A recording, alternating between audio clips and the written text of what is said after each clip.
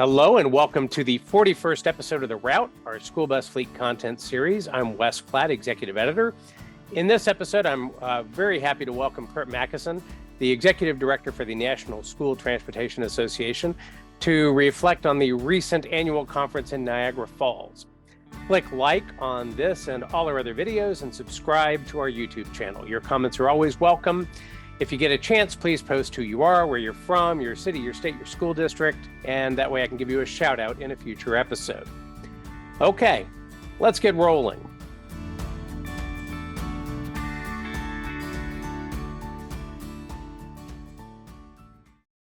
All right, Curt, thank you again for joining the route today. Hey, my pleasure, Wes. Great to be with you. Excellent. It's been a few weeks since Niagara Falls. School Bus Fleet's publisher, George Brennan, and I got to spend several informative days among some great contractor fleet operators, bus manufacturers, and vendors. I feel like I learned a lot while I was honored to help serve as a media sponsor with George for the event. And there was no shortage of news to cover. You definitely kept me busy and kept the site loaded with content. So that was great. What was really refreshing, of course, was to be there in person after all the pandemic shutdowns. What stood out for you as highlights of the event? Boy, there were so many. I mean, from a personal standpoint, it's the interaction that we were able to have at programs like the President's Dinner. That block party outside just had a nice, feel to it, family feel to it, like a backyard barbecue almost. And then also the awards and installation dinner, where we get to install our new officers, but we also give out a number of different awards to such worthy recipients, the unsung heroes who put in a lot of time and effort, during the pandemic. So from a personal standpoint, like, those events always stand out to me, that I can break bread with folks like you and other contractors that I see on Zoom calls, throughout the pandemic, but I only see a few times a year in person. So that's great. Content-wise, I thought the panels on the electric school bus were outstanding. So we divided that up into two parts. One part was with contract, operators, and also a policy person who really talked about the nuts and bolts and all that's going to go into this, transformation to electric school bus fleet. And then we had our OEM partners who came out and talked about their latest innovations and how they are going to fit into this equation. I thought it was a great program, a lot of information there. But we covered such topics like driver shortage, your panel with special needs, transportation. It was a whole potpourri of, I think, issues that really touch at the core of what private school bus contractors do each and every day. And it was pretty clear that there was a lot of interest on the electric school bus side. I mean, there's so much going on right now with the federal funding, with environmental concerns and issues, but also trying to balance that against the shock and awe of change of this magnitude for people. You could definitely kind of get a sense of that tension from those discussions.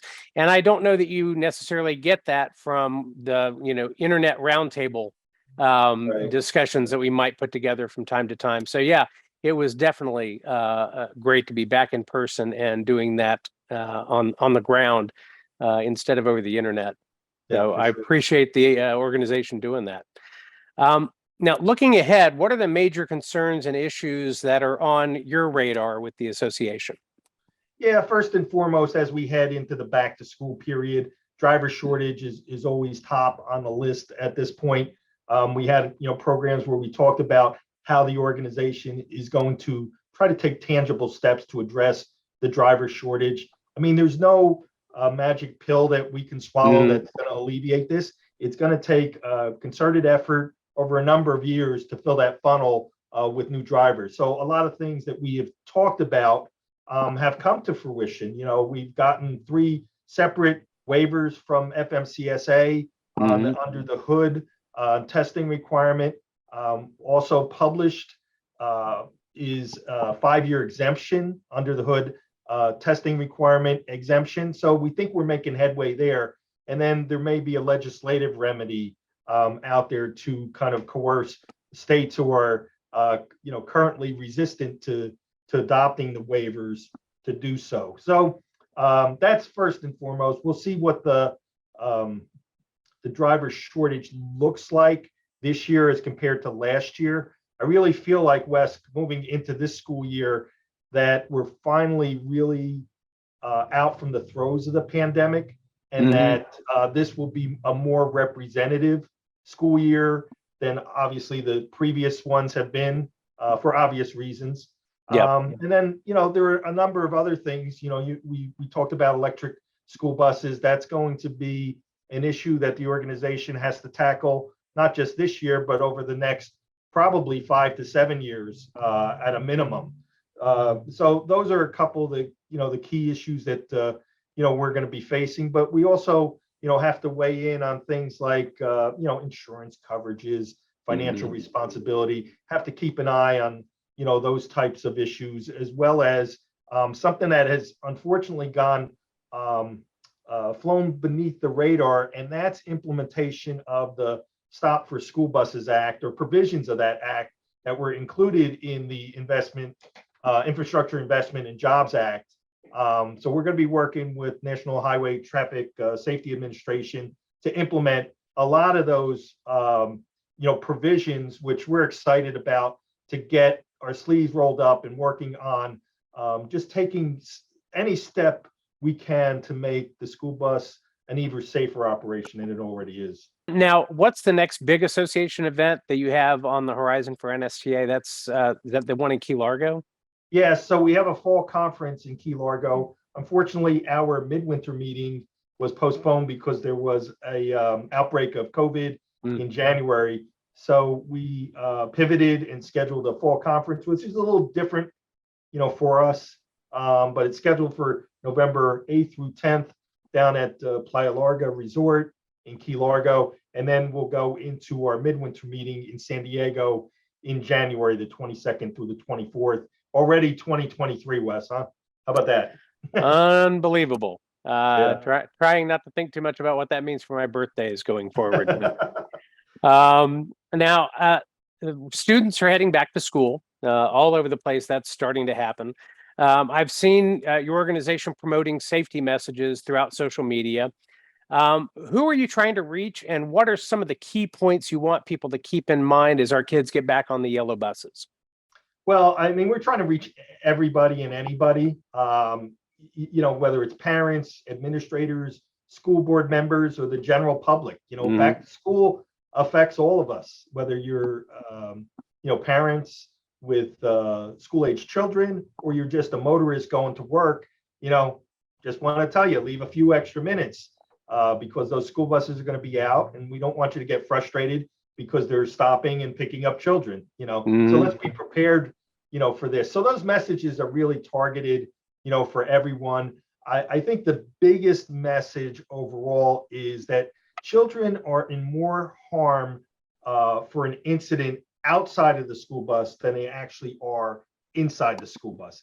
And I can't overstate that.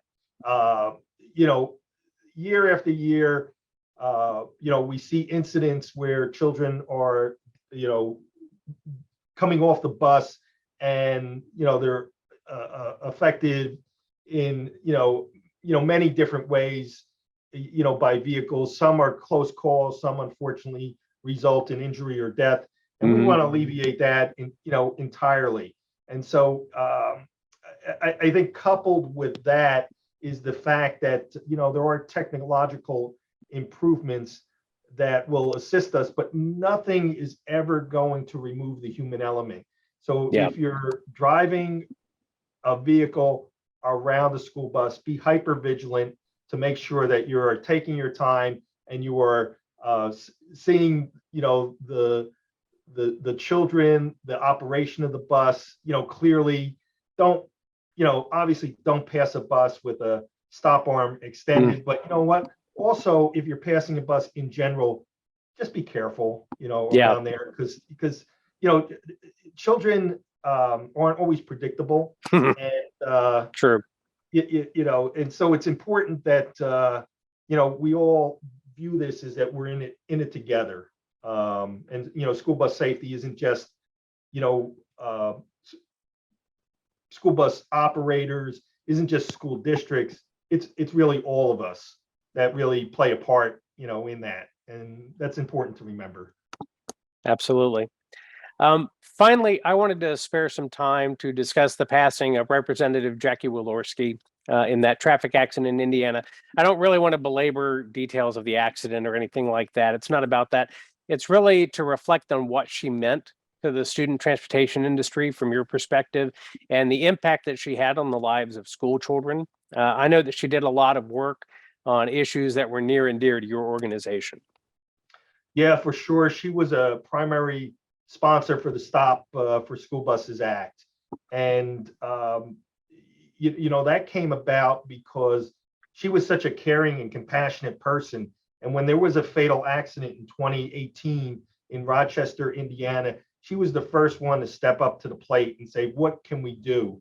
And that manifested itself in the provisions of the Stop for School Buses Act being included in the Infrastructure Investment and Job Act.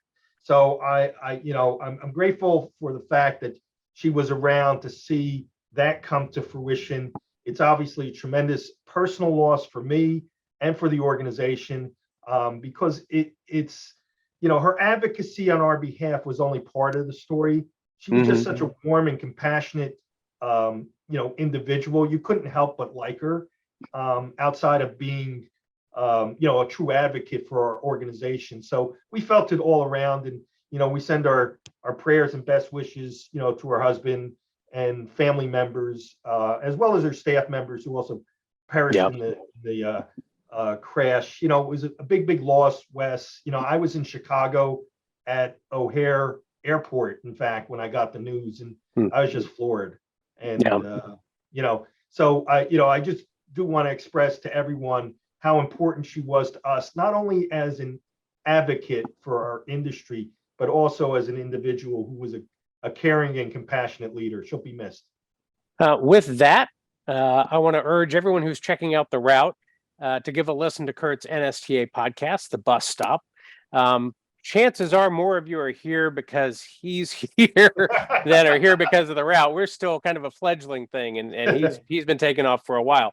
But I'm going to link to it anyway in the details of this video. Curt, thank you again for coming along for the ride. Hey, Wes, my pleasure. Always good to see you. Be well, my friend. Thank you.